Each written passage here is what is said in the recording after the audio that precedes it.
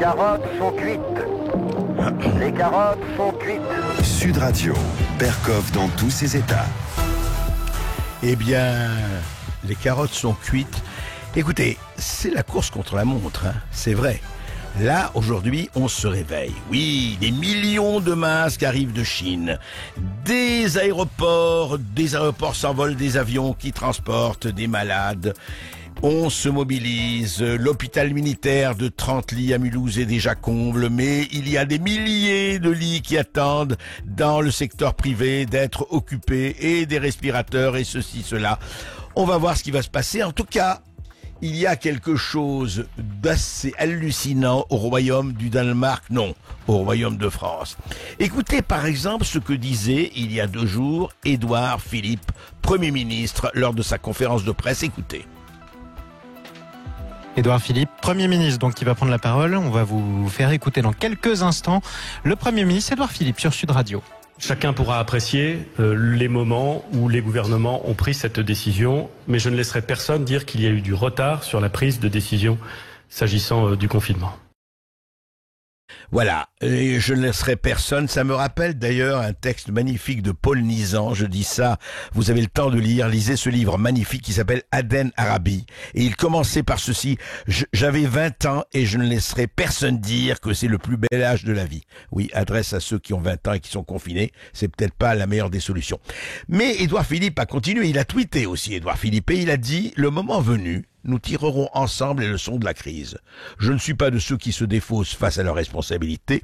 Certains pensent savoir parfaitement ce qu'il faudrait faire et n'hésitent pas à formuler des critiques a posteriori. Je leur laisse ce luxe. A posteriori, attention, a posteriori, c'est un peu facile, vous savez. Tout le monde, évidemment, qui se met à la place, c'est facile. On ne peut pas reprocher à quelqu'un d'avoir eu du retard, ou d'avoir fait des erreurs, ou d'avoir pas exactement pris conscience de la situation. Mais c'est pas en disant, écoutez, moi, c'est pas le problème, je n'ai pas de temps à perdre. Non, non. Et d'ailleurs, quelqu'un lui a répondu. Quelqu'un qui s'appelle Christophe Prudhomme, qui est président des médecins urgentistes, lui a répondu par rapport à ça. Et voici ce qu'a dit avant-hier Christophe Prudhomme, hier soir. Le gouvernement court après la crise, a toujours un train de retard. Écoutez, mobiliser des avions, un pont aérien avec la Chine pour nous amener quelques millions de masques, rien que pour nos collègues des EHPAD aujourd'hui, où il y a 700 000 résidents, il faut au minimum 2 millions de masques par jour. Donc regardez combien de masques sont arrivés aujourd'hui par ce fameux pont aérien.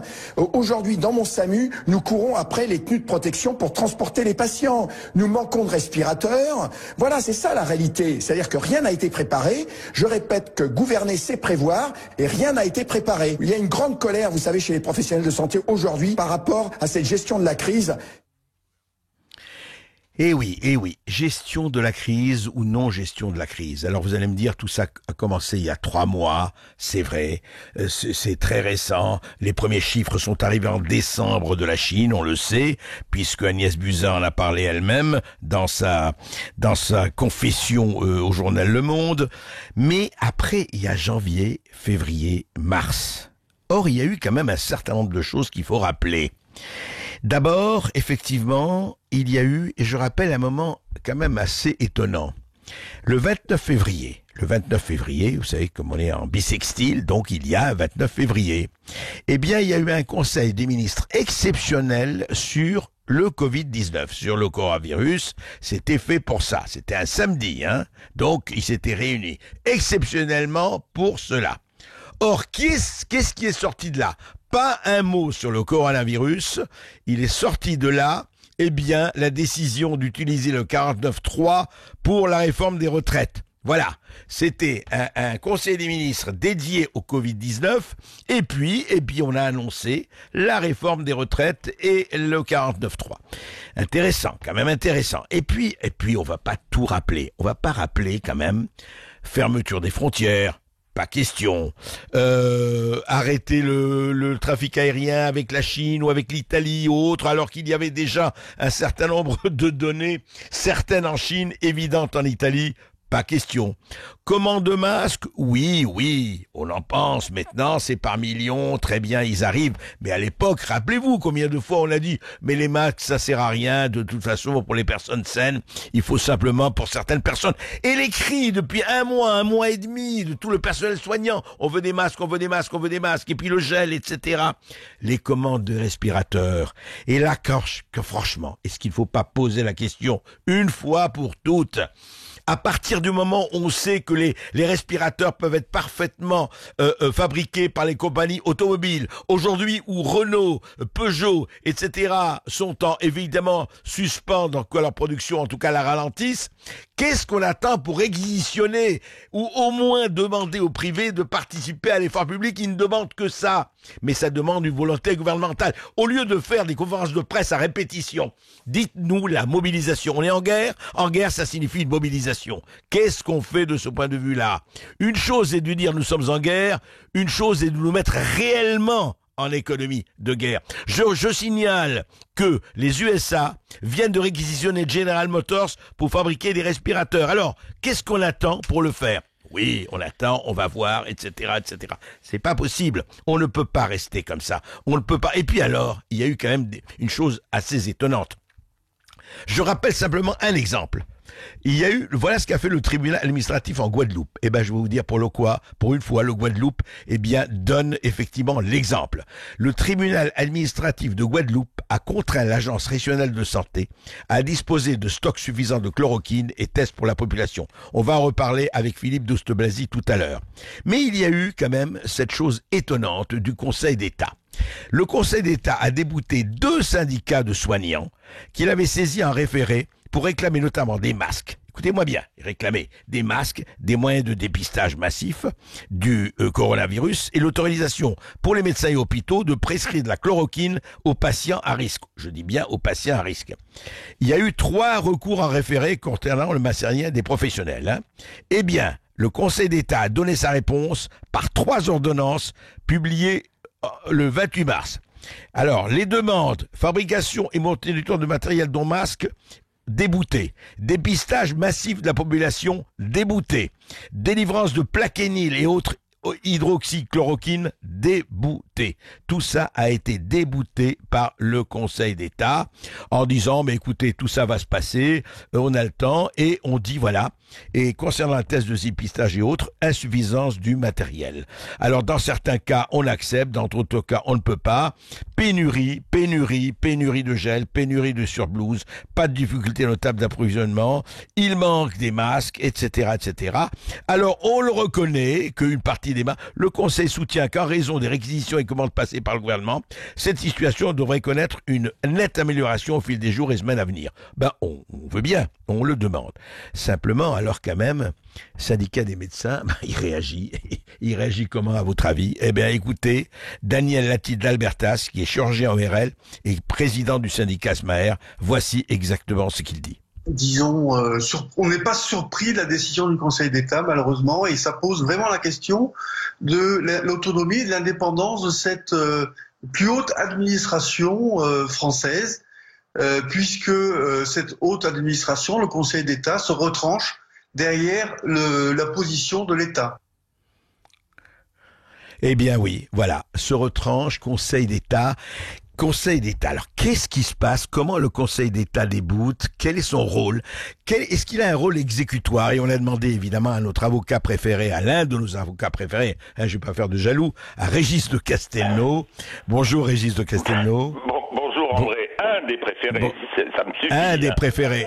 Mais oui, mais vous êtes dans l'élite, mon cher Régis, vous êtes dans l'élite. Oui, on va dire ça. Dites-moi, alors, expliquez-moi ça, le Conseil d'État qui déboute en référé les demandes des syndicats de médecins. Qu'est-ce que ça veut dire? Comment ça se traduit? Oui. Comment ça se traduit? En fait, tout ça est traité technique, hein, bien évidemment. Le Conseil d'État, c'est la juridiction qui est chargée de contrôler le fonctionnement de la sphère publique, hein. Donc, y compris le gouvernement.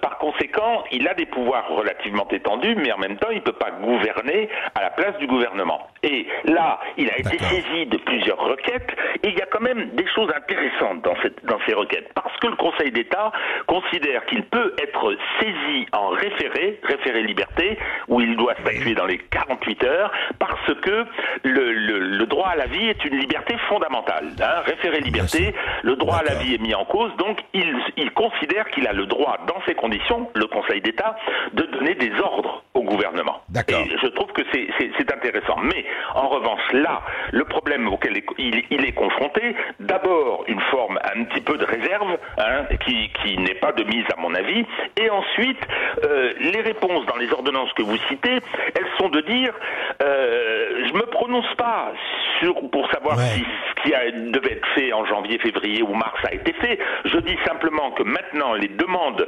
qu'on me demande n'apporteraient pas quelque chose. Alors, à mon avis, il a tort. À mon avis, il a tort, hein, mais il dit, voilà, pour l'instant, on a commandé, on a fait ci, on a fait ça, etc., etc. Par conséquent, c'est pas ce que vous me demandez d'obliger le gouvernement à faire ne sera pas utile et n'apportera pas de progrès. En revanche, ce qui est très important quand même, c'est deux choses, André. La première, c'est, vous avez cité la décision que j'ai publiée sur mon blog, la décision de Guadeloupe.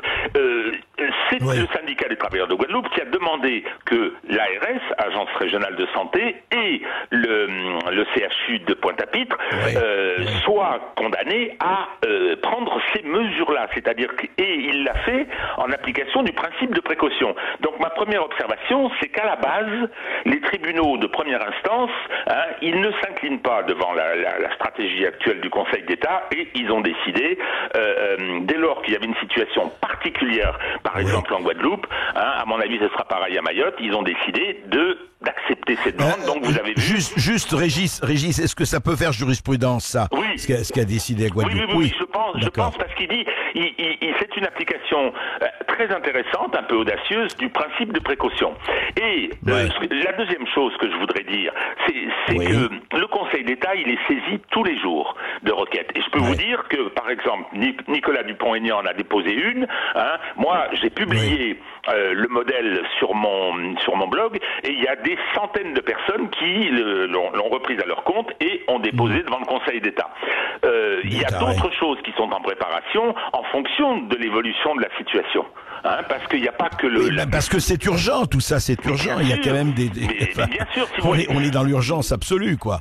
Et si quelqu'un vient aujourd'hui demander la réquisition, ce qui n'a, semble-t-il, pas toujours été fait, des hôpitaux privés, la réquisition, mais vous avez raison, Trump, il a fait ce qu'il avait à faire, il a dit General Motors, puis il faut voir comment il l'a dit.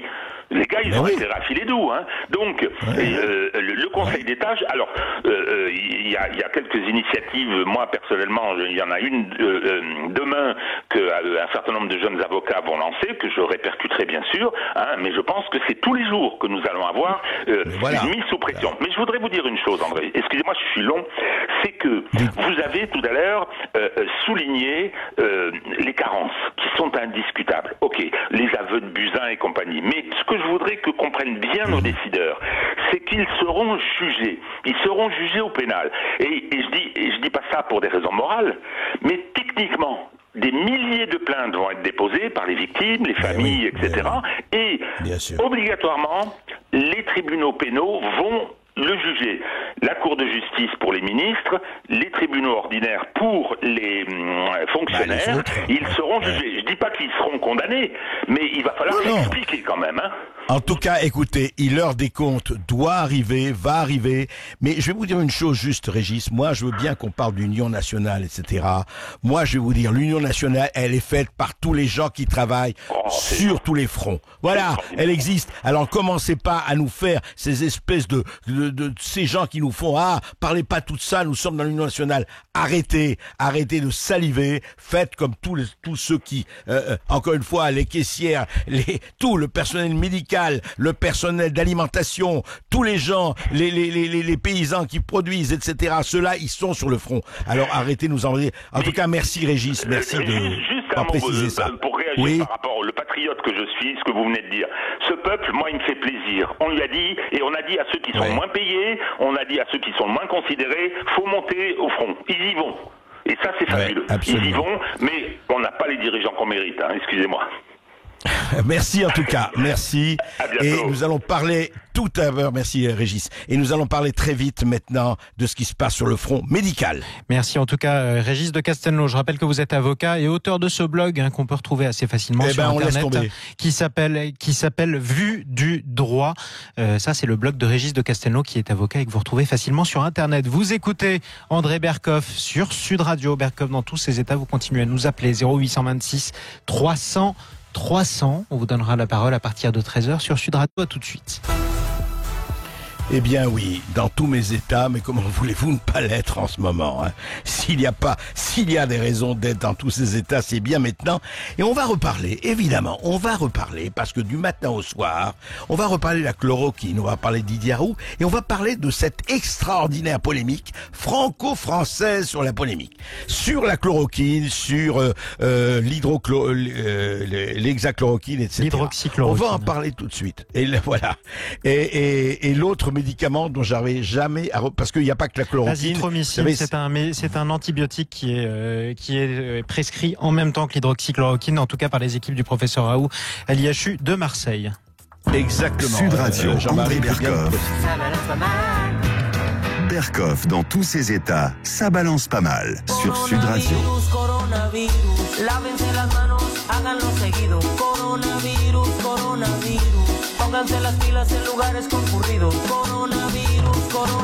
Alors écoutez, ce qu'on ne comprend pas, c'est intéressant quand même quand on écoute les radios, les télévisions, etc. En fait, n'écoutez que Sud Radio, ça vous suffira amplement pour avoir des choses peut-être un peu plus vraies. En tout cas, chloroquine, hein. On l'entend des gens, d'ailleurs des grands spécialistes médicaux comme Daniel Cohn-Bendit, qui est connu un peu pour avoir inventé je ne sais combien de virus. Enfin, je veux dire, des gens qui disent ah là là, puis un certain nombre de professeurs qui disent mais non c'est pas possible. Un certain docteur Ichou, je l'ai écouté Ichou, il dit Didier Raoult c'est un charlot. Didier Ichou est médecin généraliste dans le 8e arrondissement, c'est très bien, c'est très bien, écoutez, chacun a le droit de dire ce qu'il veut, mais je rappelle une chose, c'est qu'on a oublié de dire que on a la première qui parlait de chloroquine, avant Didier Raoult, c'est l'édicte du professeur Zhong, oui, en Chine, et oui. Le 17 février, l'équipe du professeur Zhong publie dans l'Indifférence générale une étude menée de 10 hôpitaux en Chine, sur plus de 100 patients sur l'efficacité du traitement à la chloroquine, jugé extrêmement positif. Je rappelle quand même un certain nombre de personnes. Philippe Juvin, chef du service des urgences à l'hôpital Georges Pompidou à Paris. Il faut produire dès maintenant et très massivement de la chloroquine, dit Philippe Juvin. La France doit faire des stocks de cette molécule. Alors question de Berkoff dans tous ses états, où en est-on des stocks de chloroquine? Et puis je vais vous faire entendre quelqu'un d'autre aussi, Christian Perron, le professeur Christian Perron. Voici ce qu'il disait le 28 mars. Écoutez. Alors l'hydroxychloroquine, ça marche associé à l'azithromycine, c'était confirmé par l'étude de Raoult. Au début, il y avait 20 malades ou 24 malades, là, il y en a 80, et puis il en a déjà soigné plusieurs centaines d'après ce qui a été dit hier. Donc moi, je suis convaincu que ça marche. Il y a le même témoignage aux États-Unis de médecins à New York qui disent que ça marche depuis qu'on l'utilise largement en ville. Il y a pratiquement plus d'hospitalisation quand c'est utilisé précocement, mais il faut l'utiliser chez des malades pas trop sévères. Et le décret qui a été publié en France hier, dire qu'il faut le réserver aux formes sévères, c'est n'importe quoi parce que c'est beaucoup trop tard. Donc voilà, il faut le donner, mais le problème c'est qu'il y a une pénurie. Ça fait 15 jours qu'il n'y a eu aucun ordre de le produire en France alors que Trump en a fait produire beaucoup pour les États-Unis. Alors, voilà, autre exemple, on continue. En Amérique, le docteur Vladimir Zelenko, un praticien reconnu à New York, a désormais traité 699 patients Covid-19 avec 100% de succès à l'aide de sulfate d'hydroxychloroquine, de zinc et de Z. Tous les symptômes de l'essoufflement résolus dans les 4 à 6 heures, selon lui. Alors, encore une fois, et je répète, il n'est pas question de dire « Ah, c'est le remède miracle ». Il est encore moins question que vous précipitez à la pharmacie pour demander de la chloroquine. D'abord, vous ne l'aurez pas comme ça. Et deuxièmement, l'automédication est évidemment, dans ce cas, complètement à proscrire. Ce serait grotesque et suicidaire. Et on dirait, voilà, ça ne marche pas. Je continue quand même. En Italie, les antipaludéens à base de chloroquine et d'hydroxychloroquine viennent d'être autorisés en Italie. Ils seront à la charge totale du service national de santé pour le traitement des patients souffrant d'une infection à Covid-19. Bien, voulez-vous encore des choses? Quand même, c'est assez extraordinaire. C'est-à-dire que des tas de pays aujourd'hui l'utilisent, des tas de pays disent que pour le moment, ça marche. À Marseille, écoutez, si on donne les statistiques du docteur Raoult, ça marche. En revanche, un certain nombre de gens, disent, non, écoutez, non, c'est pas possible. Philippe Douste-Blazy, bonjour. Bonjour. Dites-moi, Philippe Douste-Blazy, vous avez été ministre de la Santé, vous êtes un médecin, vous avez été numéro 2 à l'ONU pour les questions du système de santé global, et vous avez pris position effectivement sur cette polémique, peut-être qu'il n'y a pas lieu d'être, mais enfin qui bat son plein sur la chloroquine, etc. Comment vous expliquez cette espèce de lutte, mais féroce, intense là-dessus? C'est presque l'affaire Dreyfus. Qu'est-ce qui se passe? Oui, en effet, je ne comprends pas du tout cette polémique. En réalité, nous avons aujourd'hui un taux de saturation des lits de réanimation un peu partout. Nous avons affaire à un virus qui est virulent. Et nous avons une équipe à Marseille qui est menée par un des plus grands virologues au monde, le professeur Raoult, qui lui vient de prouver que la charge virale diminue drastiquement au bout de 5 jours de traitement de 600 mg de plaquenil et 250 mg d'azithromycine. Bon, ça veut dire que ces malades ne sont plus contagieux. Bon. Ça veut dire que ces malades s'améliorent et ça veut dire que ces malades ne se compliquent pas, donc ils ne vont pas à l'hôpital. Donc ça, il l'a prouvé, et nous commençons à avoir d'ailleurs des taux de mortalité que l'on compare dans différents endroits de France, et on commence à se percevoir que le taux de mortalité à Marseille, justement, n'est pas élevé. Alors attendons encore une semaine, 15 jours. Bien sûr. C'est un médicament que nous connaissons depuis très très longtemps. Je suis cardiologue, donc je sais très bien qu'il faut faire un électrocardiogramme avant. Il ne faut surtout pas d'automédication, parce que j'entends depuis ce matin sur toutes les ondes dire qu'il y a des gens qui sont morts avec ce médicament, mais évidemment, il ne faut surtout pas que quelqu'un prenne ce médicament de lui-même, mais je demande simplement un décret ministériel permettant aux médecins français, qu'ils soient libéraux ou hospitaliers, de pouvoir le prescrire, car aujourd'hui en France, on peut prescrire des médicaments quand on est médecin. On a fait 10 ans d'études, c'est tout ce que je demande, pas plus, pas moins, voilà.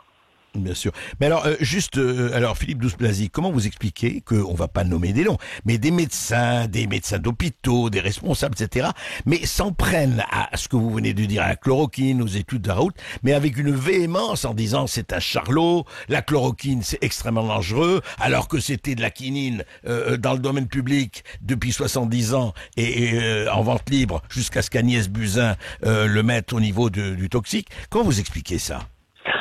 Non, ce que je crois, c'est que nous sommes dans une culture classique, scientifique, où, bien évidemment, lorsqu'on est en temps de paix, puisque le président de la République a dit qu'on était en temps de guerre, ce qui est vrai, bon, là, on peut avoir le temps d'avoir, je dirais, un groupe contrôle, on prend tout ce on a des mois devant nous et on peut le faire. Bon. Et ils ont tout à fait raison. Le conseil scientifique, c'est des gens absolument remarquables, qui sont scientifiquement reconnus aussi, et qui sont des gens très bien.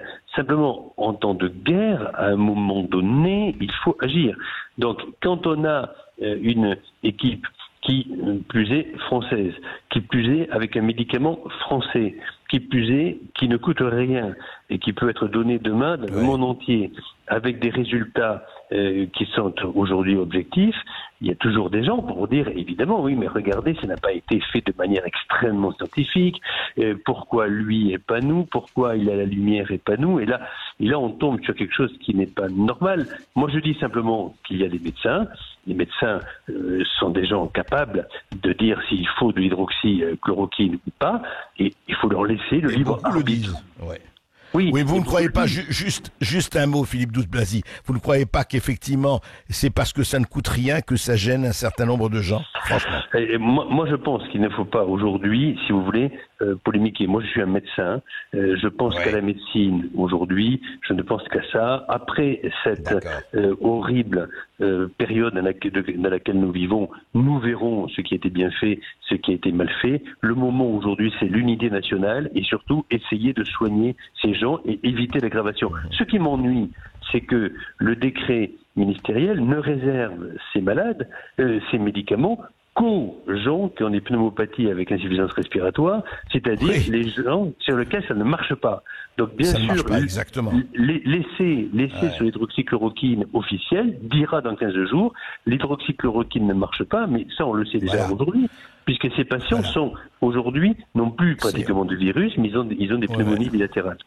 Il faut le donner au début, c'est bien ça, au début de la chose. Il faut le donner au début si le médecin, qui est votre médecin, estime qu'il faut le prendre. Et s'il n'y a que lui qui peut le dire, et évidemment pas nous à la radio. Voilà, c'est comme ça.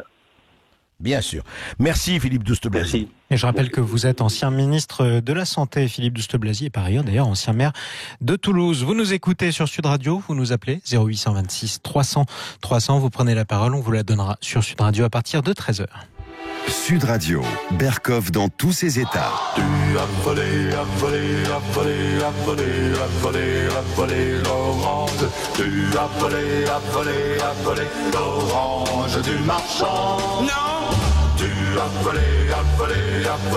Oui, eh bien écoutez, il y a aussi, en temps de guerre, il y a aussi les profiteurs, il y a le marché noir, il y a la collaboration, il y a tout ça, on sait ça, c'est pas nouveau.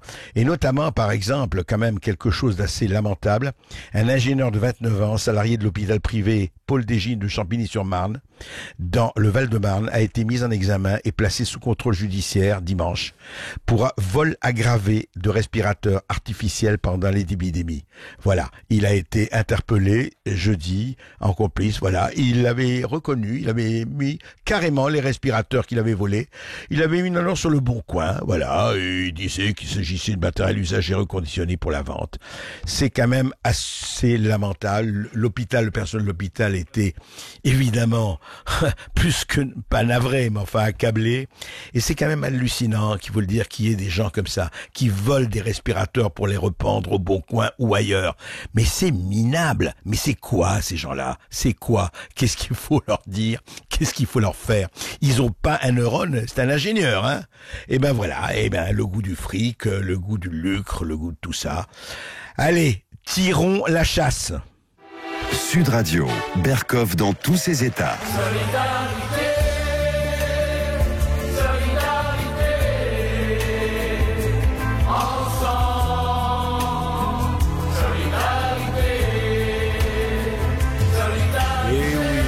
Et heureusement, solidarité, il faut le dire, et la majorité des gens, c'est formidable, il faut le dire, le redire, qu'il y a des gens fabuleux qui font vraiment ce qu'il faut faire. Notamment, par exemple, j'ai une amie qui est infirmière, elle m'a appelé hier. Elle m'a dit que son propriétaire, pour les 3 prochains mois, lui a baissé le loyer parce qu'elle travaillait justement infirmière et aide-soignante. Voilà, il y a des gens comme ça, il y a des gens formidables. Il y a un pharmacien, par exemple, qui a décidé de produire à ciel ouvert 12 000 litres de gel hydroalcoolique par jour pour faire face à la pénurie de ses confrères et ira fournir les hôpitaux, les aides-soignants, les pharmacies. Voilà. Heureusement, il y a des gens qui se conduisent comme des gougnafiers et il y a des gens, et beaucoup, qui se conduisent comme des gens formidables, et bravo à eux. Et dans Berkoff, dans tous ces états, pratiquement tous les jours, on leur rendra hommage parce que ceux-là, véritablement, ils font leur boulot, ils font leur métier d'homme. Merci à eux. Oui, merci à eux. En tout cas, d'ailleurs, vous pouvez vous aussi témoigner sur le Facebook Live de Sud Radio. Vous laissez vos commentaires. D'ailleurs, il y a beaucoup d'exemples qu'il faut souligner. C'est vrai qu'il n'y a pas que de mauvaises nouvelles. Quant à nous, on se retrouve dans quelques instants sur Sud Radio en compagnie d'André Berkoff et de son invité. À tout de suite sur Sud Radio.